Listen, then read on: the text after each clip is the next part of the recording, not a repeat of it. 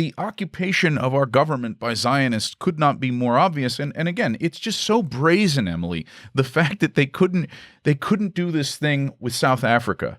Unless, They want to sanction South Africa. Now, they need an excuse to punish South Africa for what South Africa's been saying about Israel. So here's the perfect excuse. I'm sure J.D. Vance and Peter Thiel and these guys are, this is real smart. Let's market it as a pro-white policy. As a pro-white policy. But the brazenness of this, that even in this thing, they still have to include Israel and Hamas in the first paragraph of the executive order. It just shows not only is this a totally occupied government by Zionists, but even when they try to do these little sleight of hand things to confuse you or throw you off balance or, punish South Africa for Israel, but use a smokescreen, they do such a bad job of hiding it. Yeah, they're not subtle, but that's because it actually works. I mean, if you go on Twitter, which is literally an operation to be a pro-Trump and pro-Elon cheerleading platform. I mean, it's not like, this isn't like a schizo theory here. I mean, it's quite obvious what it is, but it works. Like, they can be that brazen, and you will have even white nationalists supposedly clapping for it and saying, oh my gosh, they really care about white people, even 3 days after this catastrophic press conference that they're just forgetting about. Yeah. No, it's an open Zionist coup disguised with a very thin veil as a white supremacist takeover that both the left and the Trump cheerleaders on the right are falling for. Yeah.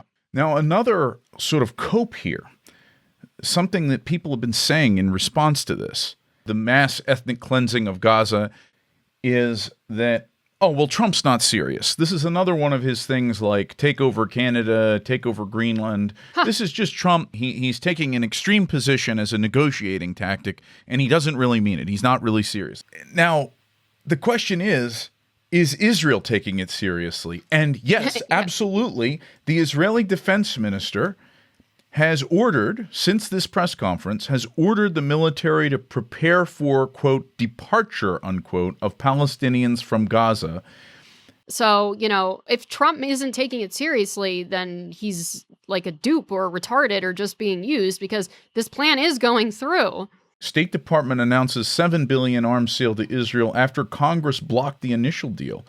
They're actually, the State Department, and this is Marco Rubio's State Department, is bypassing Congress. And of course, Israel isn't going to pay for any of this. We forgive we loan them the money and then we forgive the loans, or we just give them the money and then they buy the weapons with the money. So it's the same as us giving the weapons. We freed up all this U.S. aid money from Doge, from all these leftist causes, which, that's not really a big, something new, because they've been defunding the left and putting everything into the right for quite some time now. But even still, we freed this all up. But now we're giving $1 billion to Israel. We freed up $1 billion and we're sending $1 billion to Israel in this arms sale. And people are like, it's an arms sale. We're actually getting Jews money out of this. And no, sale means literally that we just give it to them. Yes. Literally means we just give it to them. And that we should point out also, Israel is now openly saying that the final thing is going to be deport them to Europe. And Israel is saying it. They've said it over and over and over again. Ireland, Spain, Norway, and then now Canada, they're saying.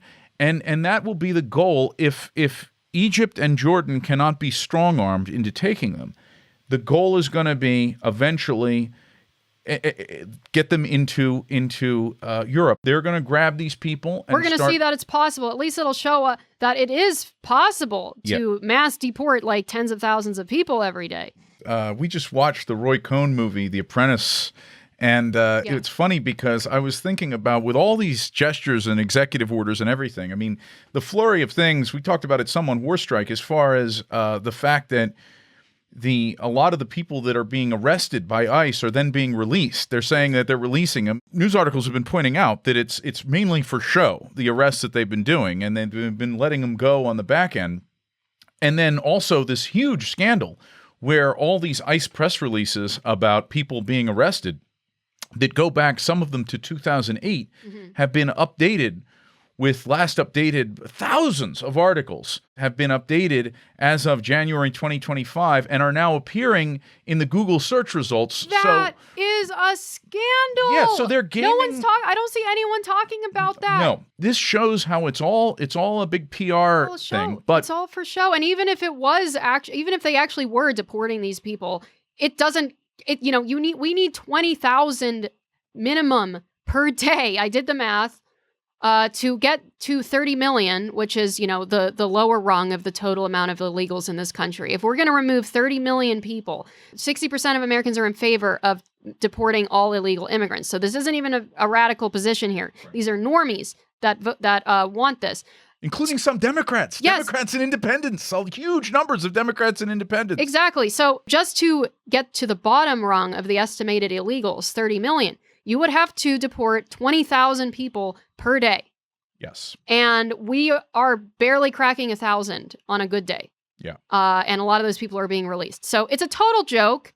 It's a total insult to all Americans. And anyone who is encouraging the cheerleading of this, you're bullying people into being complicit, into supporting a person who is not delivering on the bare minimum of promises and is a literal servant to Jews and Jewish interests over the American people.